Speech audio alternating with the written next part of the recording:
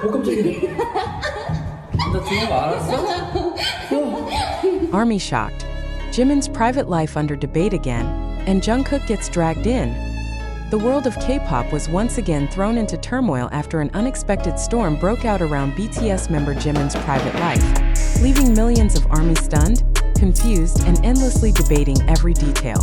But the shock did not stop there, because in the midst of this heated discussion, Jungkook's name was suddenly pulled into the controversy, igniting an even bigger explosion of theories, emotions, and questions that refused to go away.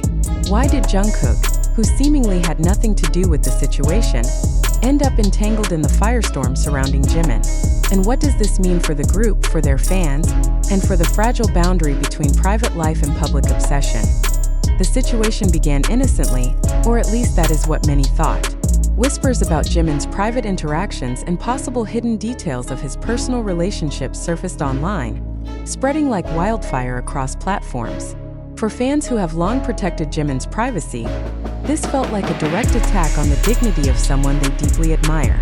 Yet the reality is more complex, because once his name entered the trending topics, it did not take long before Jungkook's presence was tied to the conversation.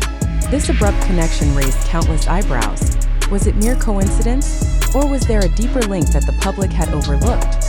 Observers quickly noticed that every time Jimin's private matters are thrown into the spotlight, Jungkook's name somehow gets dragged along, as though the two are inseparably bound in the eyes of the public. Some interpret this as nothing more than opportunistic gossip, but others argue it reflects a deeper narrative that fans and critics alike cannot ignore. The result is a whirlwind of theories. Is Jungkook being used as a distraction? Is his image being unfairly associated with issues that are not his own? Or is there truly a hidden thread that ties their stories together in ways no one expected? The intensity of the debate reveals something troubling. The line between reality and speculation has grown dangerously thin. Social media has become both a weapon and a stage, where every glance, every gesture, every past moment between Jimin and Jungkook is dissected with forensic precision. Fans reshare old clips, screenshots, and interactions, looking for evidence to either defend or accuse. Some highlight their brotherly bond, pointing out how natural it is for their names to appear together because of their long history. Others claim there are patterns too suspicious to ignore, fueling arguments that only grow louder by the hour. For ARMY, the emotional toll is undeniable. Many fans feel torn between protecting their idols and confronting uncomfortable questions about the consequences of fame. Why does Jimin's private life constantly become the target of speculation? Why does Jungkook, despite his silence, always end up as collateral damage? These questions leave fans restless, unable to fully separate admiration from concern. The shock comes not only from the rumors themselves but also from the relentless way in which the debate escalates, pulling both idols into a storm they did not choose. Adding to the tension is the silence of the idols themselves. Jimin has neither confirmed nor denied the swirling claims, and Jungkook remains entirely absent from the conversation, yet their silence has paradoxically made the noise louder. In the vacuum of official words, speculation thrives, and what should be a private matter becomes a public battlefield.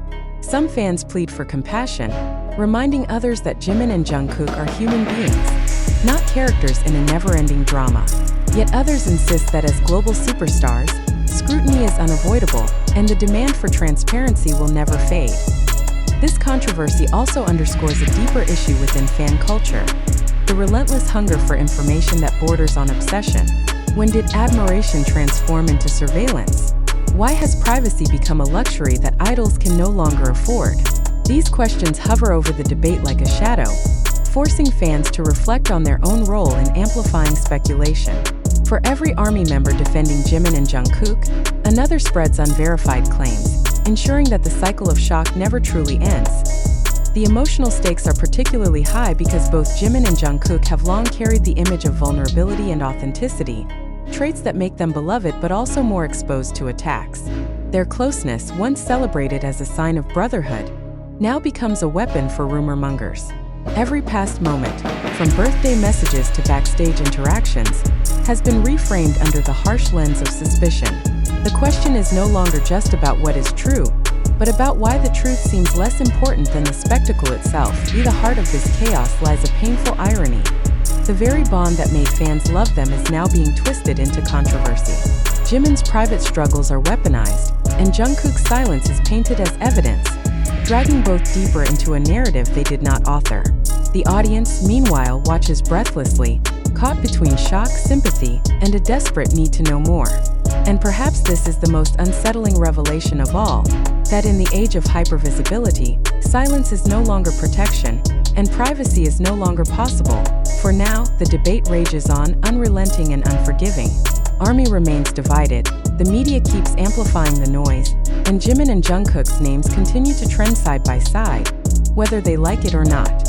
What began as whispers about Jimin has evolved into a storm that entangles Jungkook, raising questions that may never have clear answers. Is this simply another cycle of rumor and gossip? Or is it a turning point that will redefine how fans and idols coexist? The shock lies not only in the controversy itself but in the uncomfortable truth it exposes, that even the brightest stars cannot escape the shadows cast by public obsession. The storm surrounding Jimin's private life and Jungkook's unexpected involvement refuses to subside, raising new waves of speculation, debate, and uncomfortable reflection within the global BTS fandom and beyond. What began as whispers has now transformed into a larger cultural question. Are we witnessing a genuine disclosure of private struggles, or are we, perhaps, caught in the endless machinery of media sensationalism? And more importantly, why does this matter not only to fans but to anyone concerned with the dangerous intersection of fame, privacy, and digital hysteria? The ongoing discourse raises one unavoidable question. Can we truly believe that the information circulating across TikTok, Twitter, YouTube, and countless other platforms represents fact? Or are we simply consuming carefully engineered narratives designed to captivate and manipulate? Every repost, every short clip, every insider comment blurs the boundaries between truth and fabrication. How many of these stories reflect reality, and how many are born from the collective imagination of a society addicted to spectacle? It is here that ARMY, and indeed the broader audience, must pause. If Jimin's private moments are constantly thrust into the public eye, is this because of genuine discovery, or because controversy sells more than silence? If Jungkook's name is tied to these matters without direct involvement, is this the result of coincidence, malice, or a strategic move by those who benefit from chaos? The lack of verified evidence forces us into a space of critical doubt, where every conclusion must be questioned. Consider the nature of viral content. A TikTok clip can generate millions of views within hours, regardless of accuracy. A single tweet stripped of context can define narratives that spiral uncontrollably. When we see Jimin's name rise in trends alongside Jungkook's, are we responding to truth, or to algorithms designed to amplify outrage? Is the outrage organic, or is it manufactured, fed to us by the invisible engines of media platforms that thrive on constant engagement? The silence of the idols themselves has only deepened the tension. Yet we must ask, should silence be interpreted as guilt, as avoidance, or simply as a refusal to dignify gossip with attention? When we interpret absence as evidence, are we not projecting our own desires for drama rather than respecting reality? What if the very act of questioning their silence exposes our complicity in demanding answers they never owed us in the first place?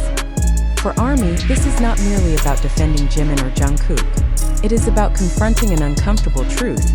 Fandom culture, however protective, is also capable of perpetuating harm.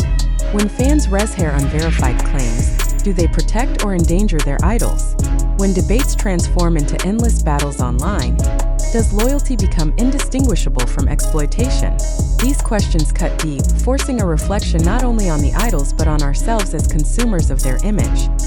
Yet the stakes extend further than fandom. In an era where attention has become currency, are we all participants in a larger economy of spectacle? Is this debate about Jimin and Jungkook truly about them? Or is it about us? About our hunger for distraction? For stories that keep us emotionally invested even at the cost of truth? If rumors can be created, spread, and believed within hours, what does this reveal about the fragility of fact in the digital age? Some observers argue that the controversy reflects nothing more than the familiar cycle of celebrity culture: fascination, speculation, scandal, and eventual forgetting. But is that too convenient an explanation? Should we not interrogate the systems that continually place private individuals under unbearable scrutiny, systems that profit from the collapse of their dignity? If Jimin and Jungkook's names are now inseparable in scandal, is this an accident of circumstance, or an inevitability manufactured by the media's hunger for the next explosive headline? This moment calls for skepticism not as cynicism, but as responsibility. To believe blindly is to surrender judgment. To doubt critically is to reclaim agency. Do we accept every trending claim as truth, or do we ask, who benefits from us believing this? Do we allow ourselves to be manipulated into outrage, or do we resist the temptation to mistake noise for knowledge? In a landscape where proof often consists of edited clips and unverifiable screenshots, can we ever truly know, or must we learn to live with uncertainty? The provocation is clear.